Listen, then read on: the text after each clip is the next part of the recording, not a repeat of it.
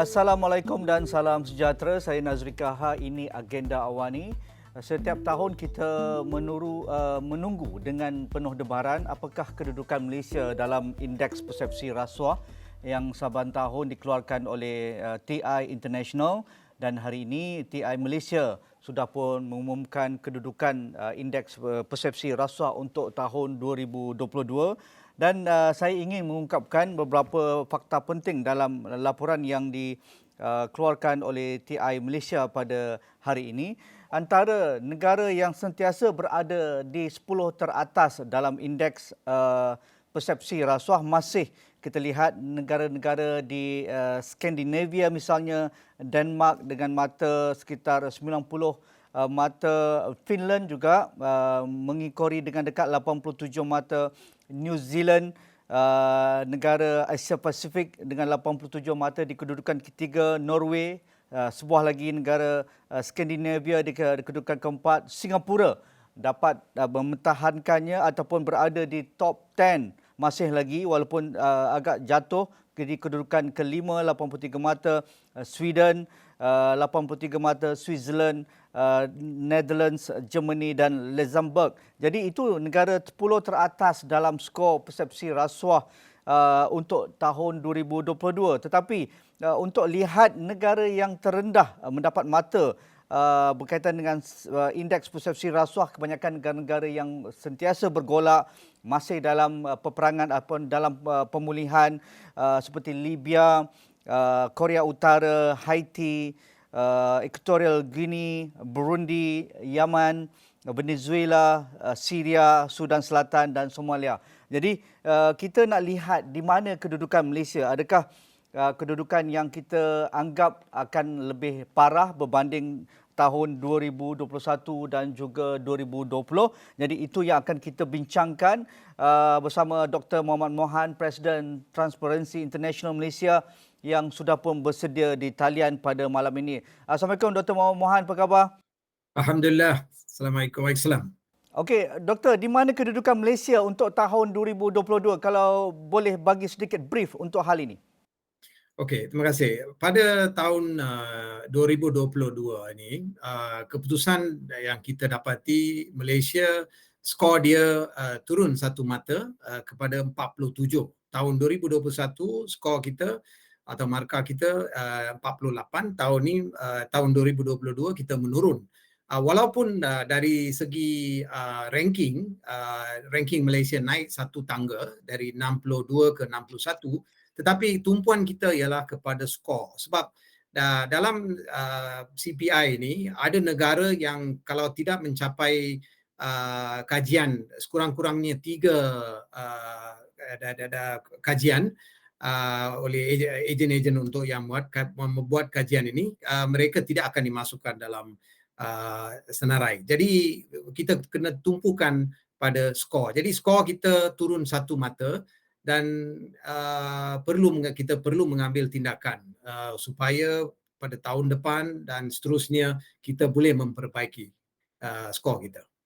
Nampaknya 3 tahun berturut-turut mata ataupun skor kita jatuh dari angka yang agak begitu baik pada 2019, iaitu sekitar 53 mata. Apa yang menjadi catalyst ataupun faktor utama menolak kita jatuh satu tangga ini? Satu mata ini, Dr. Mohan. Okey, kalau kita balik pada tahun 2019, itu adalah pencapaian yang terbaik. Itu 53 markah kita mendapati. Tetapi seterusnya kita lihat pada tahun 2020 markah mula menurun sampai pada tahun 2021 jadi 48 dan tahun 2022 47. Satu daripada sebab ialah perkara-perkara contohnya perubahan yang dijanjikan nak dibuat pada tahun 2018 dan 2019, masa itu ingat lagi ya, lepas PRU ke-14, tidak dapat dilaksanakan. Dan lebih lagi bila kerajaan masa itu berubah dan kerajaan baru dan juga kerajaan yang tak stabil yang berlaku 2 kali perubahan dari dalam kepimpinan berlaku.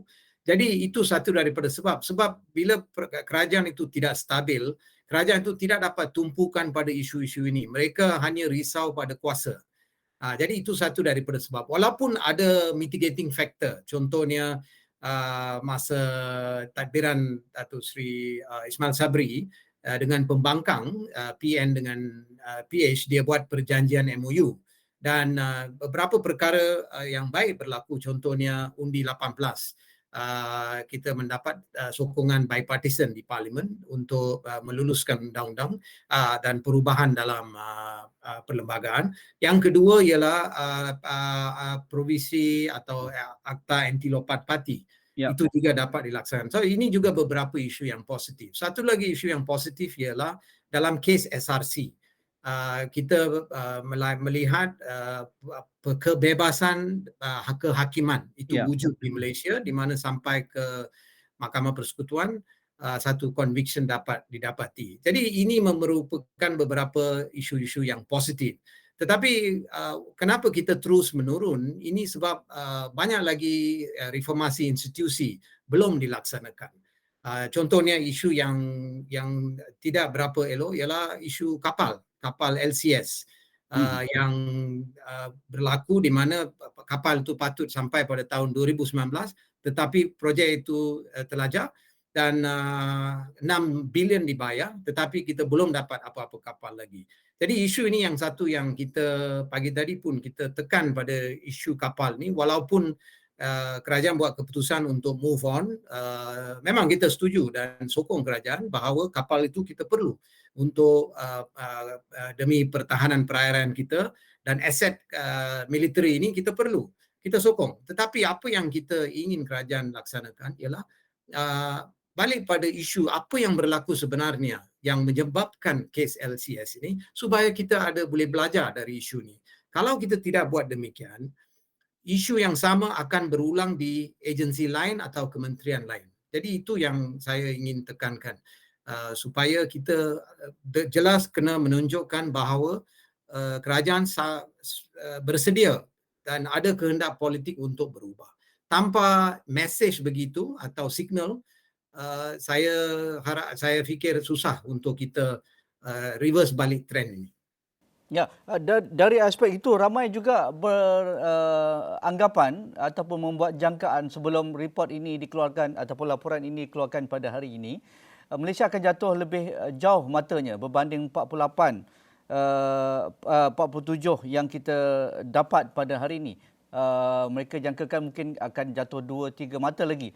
Tetapi dari alasan ataupun faktor-faktor yang dikemukakan tadi berkaitan dengan jatuhnya hukuman atau conviction SRC, akta anti lompat parti sudah pun dikuatkuasakan, undi 18 sudah pun dijalankan, MOU yang melihat kestabilan dan beberapa reformasi institusi dilaksanakan antara pihak kerajaan dan juga Pakatan Harapan pada tahun 2022. Tetapi adakah pentadbiran Datuk Seri Ismail Sabri tidak banyak membuat perubahan dalam agenda melawan rasuah dan juga mengangkat hak asasi dan lebih meneruskan apa yang sudah pun dilaksanakan ataupun dikekalkan polisi-polisi pentadbiran yang lalu di bawah Tan Sri Muhyiddin? Adakah faktor itu juga memainkan peranan, Dr. Mohamed Mohan? Ya, kita melalui dua pemerintahan, iaitu Tan Sri Muhyiddin dengan lepas tu dengan Datuk Sri Ismail Sabri. Jadi MOU ini berlaku di waktu pemerintahan Datuk Sri Ismail Sabri. Jadi ini adalah isu-isu yang positif. Tetapi ingat juga kita pada tahun lalu masa COVID-19 ini beberapa isu timbul, terutama sekali bila mengeluarkan waktu COVID-19 package stimulus dikeluarkan. Kita faham bukan saja di Malaysia, di seluruh dunia banyak negara mengeluarkan stimulus plan. Jadi itu mungkin satu daripada sebab tahun 2021 pun markah terus menurun. Tetapi macam dikata tadi, kalau MOU ni tidak dibuat dan sekurang-kurang 3-4 isu, termasuk juga MA 63, kita perlu bagi kredit pada waktu Datuk Seri Ismail Sabri, di mana perubahan pada perlembagaan dibuat. berkenaan dengan MA 63 ini.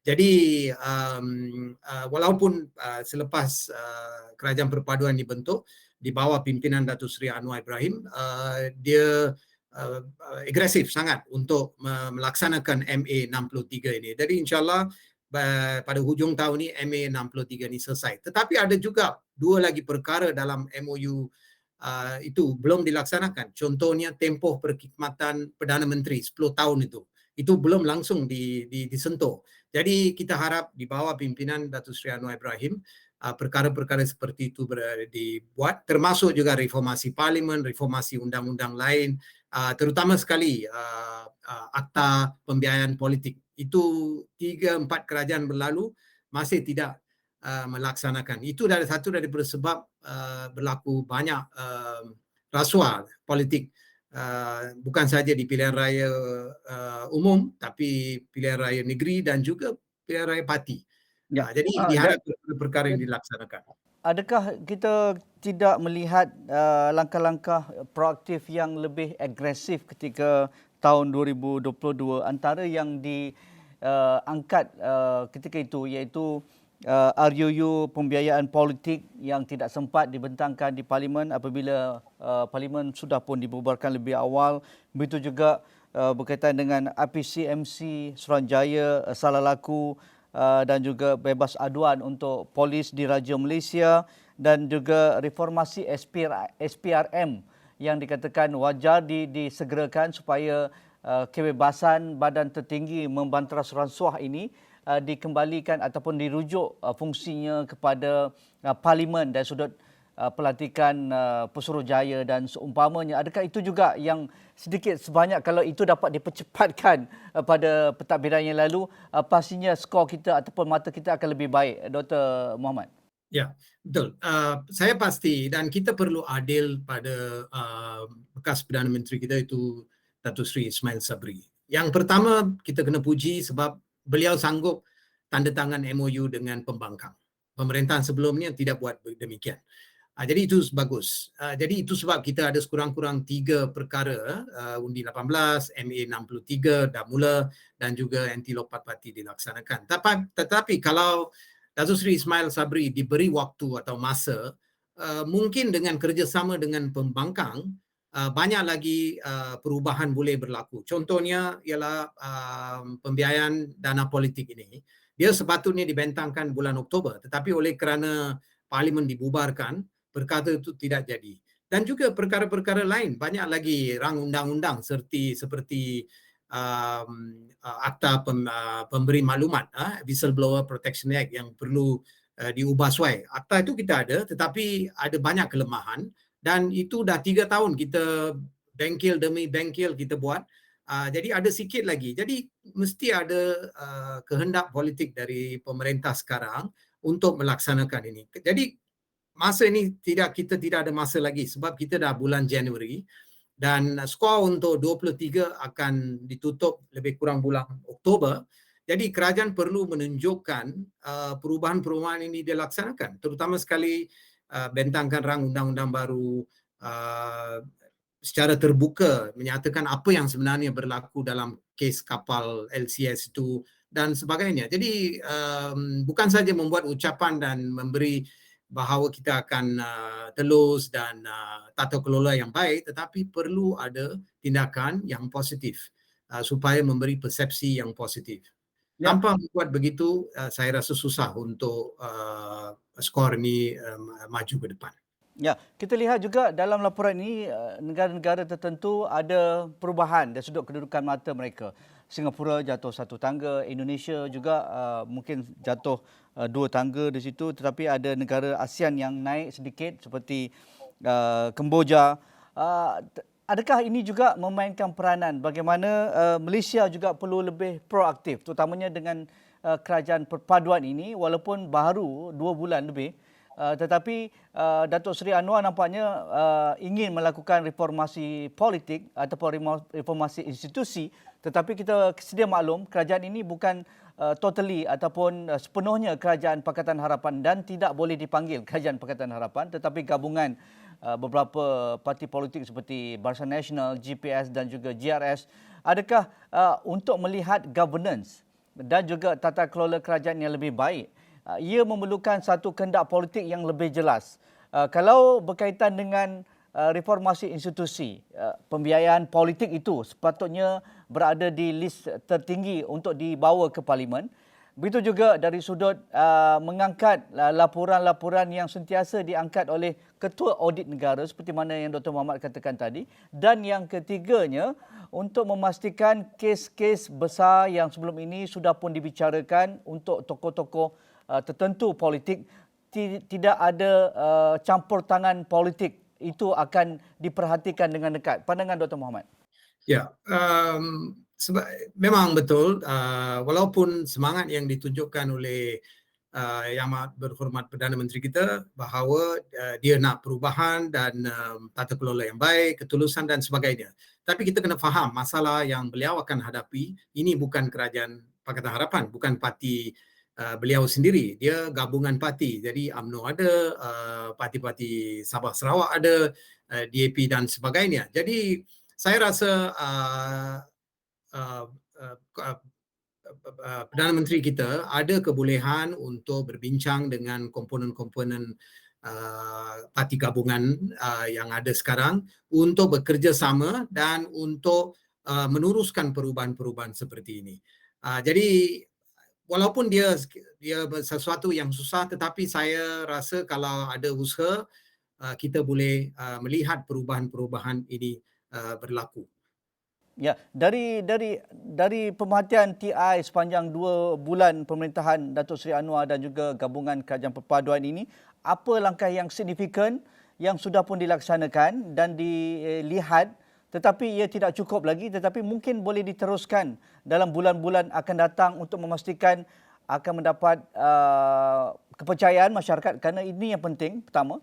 Keduanya, isu berkaitan dengan ekonomi juga begitu dekat dengan rakyat dan juga kos sara hidup, dan ia terbuka untuk penyalahgunaan kuasa dan juga dana-dana yang akan diberikan oleh kerajaan, apatah lagi pada hujung bulan ini bajet 2023 yang baru akan dibentangkan oleh pihak kerajaan yang baru ini. Apa pandangan Dr. Muhammad supaya ia tidak mengulangi kesilapan yang lepas-lepas ini? Okey, pertama kita kena faham bila dalam tempoh 2 bulan ini, satu daripada isu yang jelas tindakan yang diambil oleh Perdana Menteri ialah isu projek untuk kawalan banjir, ya, yang di mana beliau memberhentikan projek-projek yang belum dibagi LOA. Dan dari apa yang ini data dari beliau sendiri, dia menyatakan bahawa mereka melalui untuk elak dari perundingan terus, kalau runding semula mereka dapat menyelamatkan atau savings dia 1.8 bilion ringgit. Itu satu pencapaian yang baik. Tetapi ini tidak mencukupi. Sebagaimana yang saya kata tadi, banyak lagi isu-isu, contoh kapal LCS. Walaupun itu dah berlalu, kita tak boleh lupakan. Isu ini ialah duit rakyat. Jadi apa yang sebenarnya berlaku, bagaimana ketirisan itu berlaku dan sebagainya, perlu kita tangani. Yang kedua, laporan audit negara. Macam saya kata tadi, tiap-tiap tahun berulang-ulang, masing-masing kementerian ada isu. Jadi kali ini, Perdana Menteri telah memberi laporan ini kepada tiap menteri dan meminta mereka supaya semak semula report ini atau laporan ini dan memberi apakah tindakan, nyatakan apakah tindakan yang mereka ambil seterusnya supaya perkara ini tidak berulang. Saya memang hairan kenapa selama ini menteri-menteri tidak mengambil tindakan walaupun laporan itu sedia ada, menunjukkan pada kelemahan pada tiap kementerian. Dan yang seterusnya ialah kita harap siasatan yang dibuat oleh pihak berkuasa seperti SPRM, banyak fail dibuka, saya difahamkan melalui mengenai masa stimulus package dulu. Jadi didapati banyak yang salah gunakan kuasa dan bantuan yang sepatutnya disalurkan kepada rakyat tidak sampai. Jadi orang tengah banyak yang terlibat. Jadi kita harap kalau kes-kes ini dapat dibawa ke mahkamah dan mereka didakwa, itu akan memberi impak yang positif. Yang lagi satu ialah untuk rakyat, isu kos sara hidup dan itu menjadi satu isu yang penting. Jadi memang kita faham masalah yang dihadapi kerajaan ialah sebelah satu kena jaga dari sudut ekonomi, dan yang di sebelah sana kena pastikan setiap tindakan ataupun inisiatif yang dibuat pastikan supaya perkara ini tidak berulang lagi. Jadi good governance itu perlu dilaksanakan di seluruh di dalam penjawat awam saja, bukan saja di dalam kerajaan tetapi dalam supply chain. Perlu ada pantauan dan juga good governance. Ya, antara isu yang menjadi polemik kerajaan ini adalah pelantikan Datuk Seri Dr. Ahmad Zahid Hamidi sebagai Timbalan Perdana Menteri dan juga Menteri Portfolio untuk Pembangunan Luar Bandar. Ini menjadi polemik kerana beliau sedang berhadapan dengan perbicaraan di mahkamah beberapa kes rasuah dan seumpamanya. Adakah ini juga menjadi duri dalam daging? Dan yang terkini apabila Perdana Menteri mengumumkan pelantikan Nurul Izzah sebagai penasihat kanan untuk hal ehwal ekonomi beliau di pejabat Perdana Menteri sebagai Menteri Kewangan, dan juga portfolio Menteri Kewangan itu dipegang sekali lagi oleh Perdana Menteri. Adakah ini juga akan memberi impak juga jika tidak berhati-hati oleh pentadbiran kali ini? Ya, betul. Ketiga-tiga isu ini adalah isu yang berkaitan dengan persepsi. Okey, jadi dalam persepsi rasuah indeks ini, dia memang persepsi. Jadi selama ini bila kita mula dengan jawatan Perdana Menteri dengan Menteri Kewangan, sebelum ini masa Pakatan Harapan di pembangkang, mereka menyatakan bahawa dua portfolio ini perlu diasingkan. Tetapi apa yang berlaku masa pembentukan kabinet ini, Perdana Menteri Datuk Seri Anwar Ibrahim juga menjadi Menteri Kewangan. Tetapi dia ada argument dia, sebab satu daripada sebab ialah jangan lupa Datuk Seri Anwar Ibrahim satu waktu dulu 8 tahun beliau menjadi Perdana Menteri. Dan masa itu juga masa pemerintahan waktu itu adalah satu masa kegemilangan dalam di Malaysia, Malaysian Tiger. Jadi dari satu pandangan, walaupun dia conflict of interest, tetapi kita juga melihat bagaimana mungkin Datuk Seri Anwar ingin masuk dalam Kementerian Kewangan ini untuk mendapat tahu apa yang sebenarnya berlaku 23 tahun ini. Jadi mungkin ini bukan untuk seterusnya. Saya fikir beliau akan menyerahkan kuasa di Kementerian Kewangan ini dalam tempoh 18 bulan ke 24 bulan. Jadi selepas dia buat resetting dan sebagainya, besar kemungkinan beliau akan serahkan tanggungjawab. Itu harapan kita. Itu satu. Yang kedua ialah perlantikan Timbalan Perdana Menteri Datuk Seri Zahid yang masih ada kes yang berlangsung. Ya, memang ini menjadi satu persepsi yang negatif. Tetapi dalam suasana politik kita faham sebab untuk membentuk kerajaan pada waktu itu mereka memerlukan sokongan dari semua parti. Jadi itu sesuatu yang memang susah untuk Perdana Menteri untuk membuat satu keputusan kita sebab waktu itu tidak ada kerajaan. Jadi kita boleh komplain, kita boleh kritik, tetapi apa solusi dia? Tetapi sekiranya dalam kes itu beliau di peringkat Mahkamah Tinggi disabit untuk beberapa charge itu didapati, contohlah sekiranya lah didapati bersalah, kita harap beliau diberi cuti supaya kabinet yang ada sekarang ini dapat berjalan. Yang ketiga yang dibangkitkan tadi ialah perlantikan anak Datuk Seri Anwar Ibrahim dalam sebagai penasihat kanan dalam bidang ekonomi dan kewangan di Kementerian Kewangan. Now, ini memang menjadi satu isu konflik of interest dan juga nepotisme. Jadi ini yang menyebabkan beramai yang memberi pendapat bahawa ini tidak elok dan sebagainya. Nah, tapi saya nak bagi satu lagi pandangan. Ya. Kalau mungkin kalau mungkin orang lain isunya mungkin berlainan. Dalam kes ini yang terlibat ialah Nurul Izzah. Nah, Nurul Izzah dia dari segi sebagai individu, rekod dia selama ini tahu saya dari 2008 sampai 2022 amat baik. Dia seorang yang tegas, berintegriti dan buat kerja. Jadi sumbangan dari Nurul Izzah itu amat penting untuk membantu kerajaan. Tetapi masalahnya dia sebab ada kaitan dengan ayah dan anak itu, dan lebih lagi di kementerian yang sama. Itu yang menjadi isu. Jadi sebagai penyelesaian, ini pendapat saya rasa mungkin Datuk Seri Anwar boleh menggunakan perkhidmatan Nurul Izzah, tetapi bukan di dalam kementerian yang sama. Mungkin dia boleh ke kementerian yang lain di bawah pimpinan orang lain, tapi dia boleh menjadi pembantu, ataupun dia boleh jadi sebagai group of experts yang boleh memberi idea dan sebagainya untuk membantu Datuk Seri Anwar Ibrahim. Jadi ada dua pandangan di sini, dan tapi perkara ini perlu diselesaikan oleh Datuk Seri sendiri, sebab isu nepotisme dan konflik of interest ini akan dibangkitkan tiap kali kalau tidak diselesaikan. Jadi kita harap bila beliau balik dari Singapura, beliau melihat balik bagaimana nak menyelesaikan perkara ini. Tetapi saya nak tekan di sini, perkhidmatan Nurul Izzah amat penting. Sebab dia ada pengalaman dan dia boleh memberi sumbangan pada situasi sekarang. Ya. Untuk 1 minit ini, bagi pandangan Dr. Mohammad, apa yang langkah yang signifikan, low hanging fruits, quick wins untuk Malaysia, kerana kita tahu kerajaan ini tidak mempunyai banyak masa untuk berbulan madu.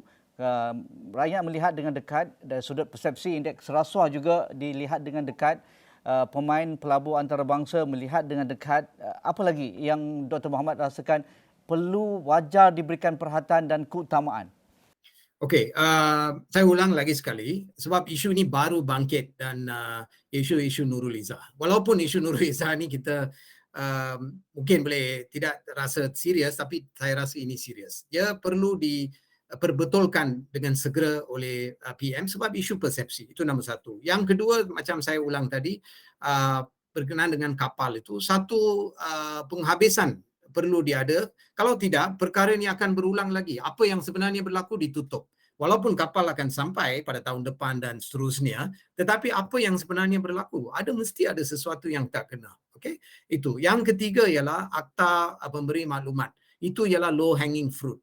Akta itu banyak bengkel dibuat dan banyak perubahan pada klausa-klausa dalam akta itu telah pun dibuat. Jadi kerajaan perlu laksanakan dengan segera.